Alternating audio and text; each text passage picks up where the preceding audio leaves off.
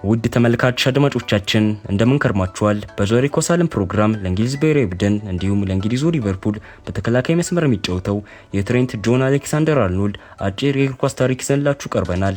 እንደምትደሰቱበት እናምናለን። ለእንግሊዝ ብሔራዊ ቡድንና ለሊቨርፑል ክለብ የሚጫወተው አሌክሳንደር አርኖልድ ማን ነው?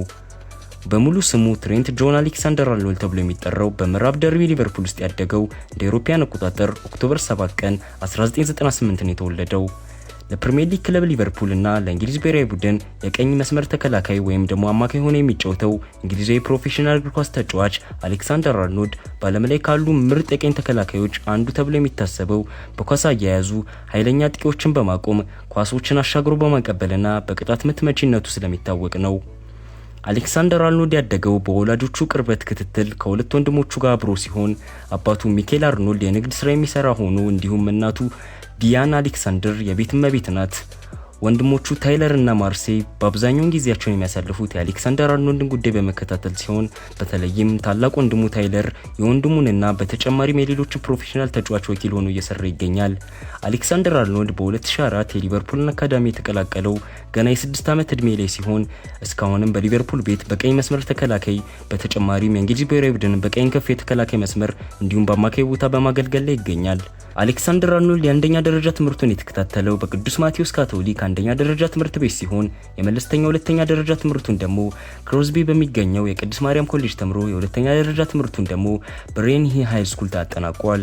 አሌክሳንደር አርኖልድ ከሊቨርፑል ክለብ ጋር ያገናኙ አጋጣሚ የተፈጠረው ገና በ6 ዓመቱ በአንደኛ ደረጃ ትምህርት ቤት እያለ በትምህርት ቤታቸው ጎበዝ ለሆኑ ተማሪዎች በአካባቢው የሚገኘው ሊቨርፑል ክለብ የግማሽ ጊዜ ካምፕ መኖሪያ ኳስን የመሰልጠን እድል በተሰጠበት ወቅት ነበር። በዚህም አጋጣሚ አሌክሳንደር አርኖልድ በእግር ኳሱ ከጓደኞቹ ልቆ በመገኘቱ የአካዳሚው አሰልጣኝ ኢያን ባሪጋን በችሎታው በመመሰጡ የወላጆቹን ፈቃደኝነት ጠይቆ በሙሉ ጊዜ የክለቡ አካዳሚ እንዲቀላቀል እድል ተሰጠው። አሌክሳንደር አርኖልድ አካዳሚውን በሙሉ ጊዜ ከተቀላቀለ በኋላም በሳምንት ከ2 እስከ 3 ጊዜ ልምምዱን እየሰራ ብቃቱን ቡድኑ የመምራት ችሎታውን እያደገ በመምጣቱ የክለቡ ከ16 እና ከ18 ዓመት በታች ቡድንም በካፒቴንነት የመምራት እድል በተጨማሪም ተሰጥቶት ነበር። ከዚህ ኃላፊነቱ ጎን ለጎን ለእንግሊዝ ብሔራዊ ቡድን ከ16፣ 17፣ 18 እና 19 እና 21 ዓመት በታች ቡድን ውስጥ ተካቶም የተጫወተ ሲሆን በተለይም ከ16 እና 18 ዓመት በታች ቡድን ውስጥ የቡድኑ ካፒቴን ሆኖ አገልግሏል። የአሌክሳንደር አርኖልድ የክለብ ታሪክ ምን ይመስላል?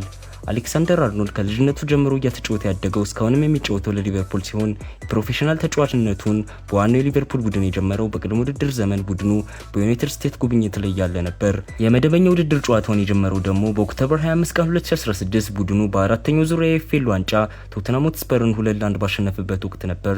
በጨዋታው ምንም እንኳን በመጀመሪያው አጋማሽ በሰራው ጥፋት ቢጫ ካርድ ያየ ቢሆንም በወቅቱ ያሳየው ብቃት ግን ከክለብ ጓደኛው ዳንኤል ስተሪጅ ጋር በኤፍኤል ዋንጫ የዙሩ ውድድር ውስጥ ተደናቂነትን አትርፎለት ነበር።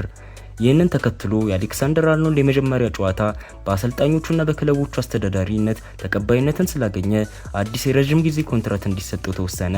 በመቀጠልም በኖቬምበር 2016 በተካሄደው የኤፍኤል ጨዋታ ቡድኑ ሊድስ ዩናይትድን 2-0 ሲያሸንፍ እሱም ለአንዱ ጎል አመሻሽቶ በማቀበሉ ብቃቱም ጥሩ ስለነበር የጨዋታው ኮከብ ተብሎ ተመረጠ።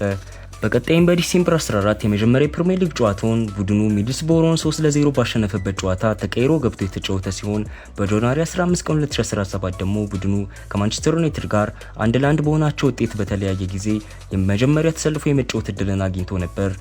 በዚሁም ውድድር ዘመን በሊቨርፑል ቤት በግንቦት 2017 በተደረገው ምርጫ አሌክሳንደር አርኖልድ በሁሉም ውድድሮች 12 ጨዋታዎችን አድርጎ የሊቨርፑል የወቅቱ ኮከብ ወጣት ተጫዋች ተብሎ ተመርጧል። በተጨማሪም በፕሪሚየር ሊግ 2 የወቅቱ ምርጥ ተጫዋች ሽልማትን ታጭቶ እንደነበር ማስረጃዎች ያሳያሉ።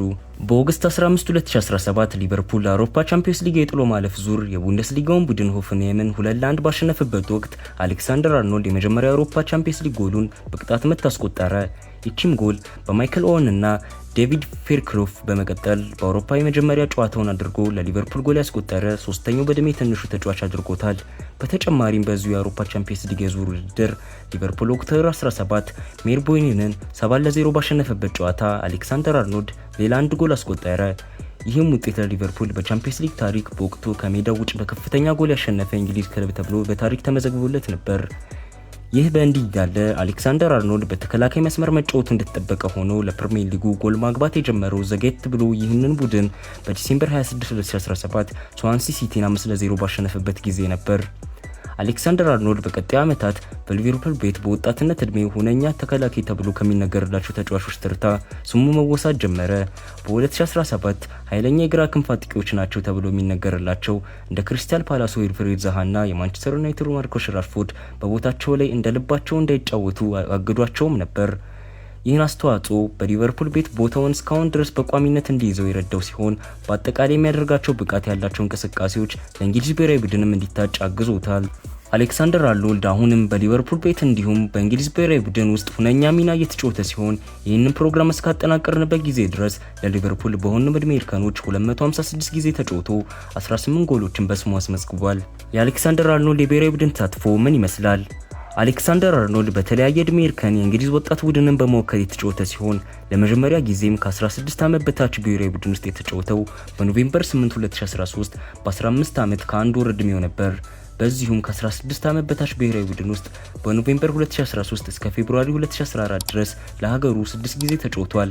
በመቀጠልም ከ17 ዓመት በታች ብሔራዊ ቡድንን ተቀላቅሎ 11 ጊዜ ተጫወተ ሲሆን በዚህም ተሳትፎ የአውሮፓ ቻምፒዮናና የቺሊ ፊፋ የዓለም ዋንጫ የተሳተፈችበት በዋነኝነት ይጠቀሳሉ።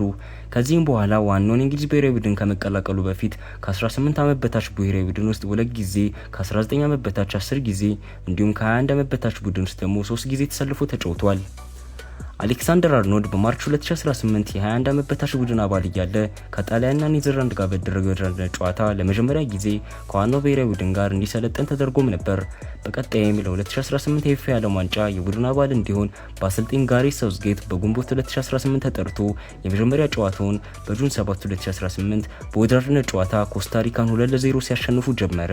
በመቀጠልም በጁን 28 ዋናውን የውድድር የመጀመሪያ ጨዋታውን ያደረገ ሲሆን ይህም ጨዋታ በቤልጂየም 1-0 አሸናፊነት ተጠናቀቀ። ቡድኑ በዚህ ጨዋታ ቢሸነፍም ቀጣዩ ሁለቱንም ጨዋታዎች በማሸነፉ ከቤልጂየም ጋር ተያይዘው ወደ ቀጣዩ ጥሎ ማለፍ ጨዋታ አልፈው ነበር። ሆኖም ግን እስከ መጨረሻው ሊዘልቅ ሳይችሉ ቀርተው ከውድድሩ ሁለቱም ቡድኖች ተሰናበቱ። ይሁን እንጂ ውድድር ለአሌክሳንደር አርኖልድ በወጣትነት እድሜ ለዓለም ዋንጫ በእንግሊዝ ብሔራዊ ቡድን ውስጥ ተመርጠው የተጫወቱ አራተኛው ወጣት ተጫዋች አድርጎት ነበር። በኖቬምበር 15 2018 ለዋይን ሮኒ ክብር በተካሄደው የዓለም አቀፍ ወዳጅነት ጨዋታ አሌክሳንደር አርኖልድ የመጀመሪያ ኢንተርናሽናል ጎሉን በዌምብሌ ስቴዲየም ዩናይትድ ስቴትስን 3-0 ሲያሸንፉ አስቆጠረ።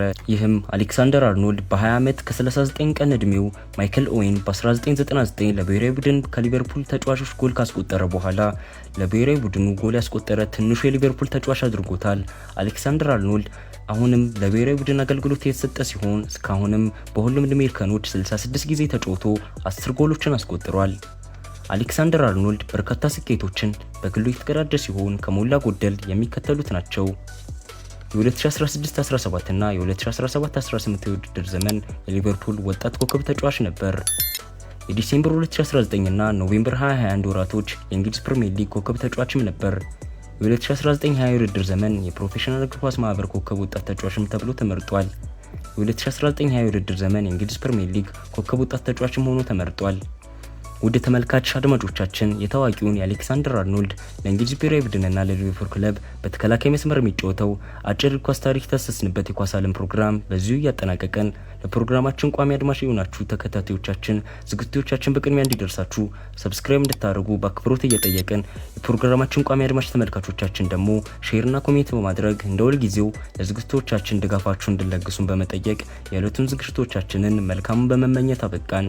እስከ ሳምንት ቸርን ሰንብት።